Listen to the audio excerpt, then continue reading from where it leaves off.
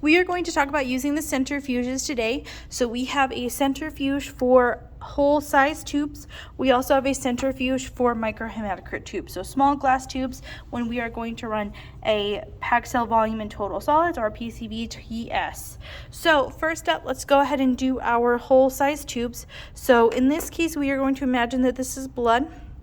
Okay, the biggest rule of thumb with any centrifuge is that since it's spinning really fast, in order to separate the substances within it, we want to make sure that it's balanced. So if this were the amount of blood that I have, I would want to fill another tube either with blood or with water, so that way it has a counterbalance to it. Okay, and then whenever I'm actually putting it into the centrifuge, I'm going to put them directly opposite of each other. So if we can see here, they are directly opposite. And I'm going to make sure they're seated in place as well, so that way they're not moving while the centrifuge is going to be spinning. Okay, and then I'm going to close and lock the lid. The locking feature is nice because it's going to keep everything nice and secure. Also, a lot of centrifuges will not actually start and spin unless it is locked, which is a nice safety feature. Okay, so we are imagining that we are going to be spinning blood. This centrifuge happens to have our settings laid out for us. So we're going to go ahead and spin this to our blood setting. Then we're going to come over to our time, and we are going to set it for 10 to 15 minutes. So I'm going to go ahead and set it for 10 minutes. Okay. And then we can see whenever the centrifuge is on that the machine itself is not moving at all, because we had balanced our samples properly. Now we can spin more than 2 tubes or 2 samples at a time. In this case, I'm just spinning those 2 for demonstration. Okay. So our time is up. I went ahead and just finished that off so that way we could finish this up. We are going to let this completely stop spinning before we even unlock it and open it. So, this is a good time to finish getting your paperwork ready so that way you can send it out to the lab, or getting whatever equipment you need ready so that way you can finish that in-house sample. So making sure that your patient's information is transferred into your blood chemistry machines, your CBC, and doing whatever else you need to do in order to be able to run this sample fully and completely. So it's still spinning. We are not going to ever hit the brake button unless it's an emergency or unless something is going wrong.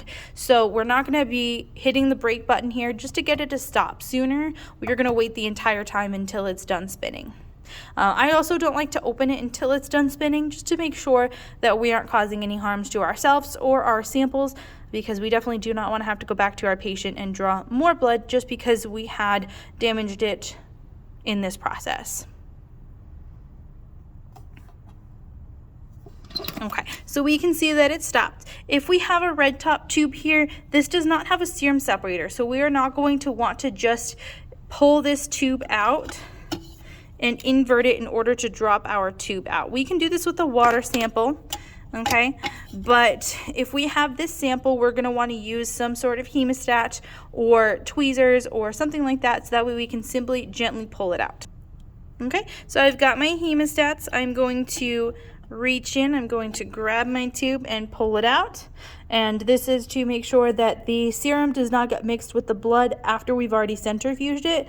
And then if that were to happen, we would have to re-centrifuge this, and that would take time and potentially give more opportunity for our sample to be damaged. So we wouldn't want that to happen. If this were blood, we wouldn't even tip it. We would just want to make sure that we keep it upright until we're able to pull that serum from our tube and deposit it in a new red top tube or a white top tube, but something else that we could send to the laboratory. Okay, moving on to our microhematocrit centrifuge.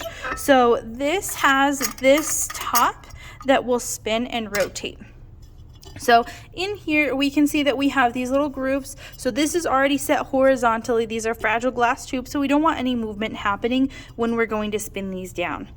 So with our microhematocrit tube, we've got our blood sample, we've got air at the top here where my fingers are, and then down at the bottom here, we've got this clay seal.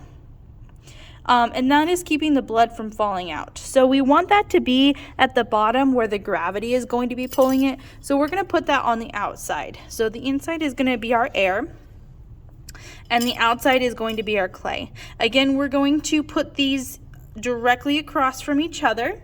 And if I were running multiple samples, I would make sure to notate the number Or like, so say if I was running a sample and one of my colleagues was also running a sample, we'd want to make sure to write our numbers so we don't get our samples mixed up. So in this case, I would write down 4 and 16, so that way I know exactly where my samples are. What I like to do is I like to make sure that it's seated fully in place, so I just kind of like to tap it and push it against the edge to make sure that it's not going to rapidly be shot to the edge and potentially break that way. Microhematocrit tubes are very easy to break. And then what I'm going to do is I'm going to put on my top, I'm going to screw it on, and I'm just going to screw it on until the actual whole plate can move itself. So you can see right here, this is moving. You don't want to tie it too tight because that can put too much pressure on those fragile glass tubes and cause them to break during the centrifugal process. We also don't want to keep this on too loose because then it gives those microhematocrit tubes too much room to move and too much room to wiggle, and they'll also break. So we're going to make sure it's seated on just right. We are going to close our top and lock it. So if you don't do this and you don't lock it in place, it will not start. So what we're then going to do is for our microhematocrit centrifuges, we're going to run them anywhere from 3 to 5 minutes. So in this case, I'll go ahead and run it for 3 minutes.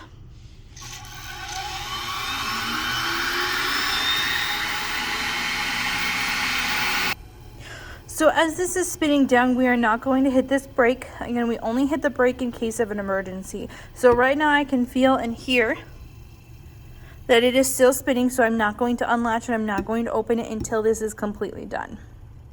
So it's just about done here.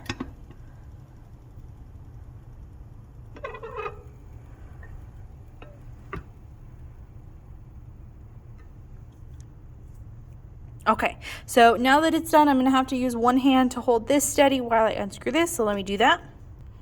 Okay, once we do that, we're going to go ahead and lift this, and then we have our samples. These samples happen to have a lot of hemolysis due to age. They're very old samples. I wouldn't run my test based off of this. I would run it off of fresh blood, but this is what hemolyzed blood is going to look like. Okay, and that's how we're going to run our centrifuges.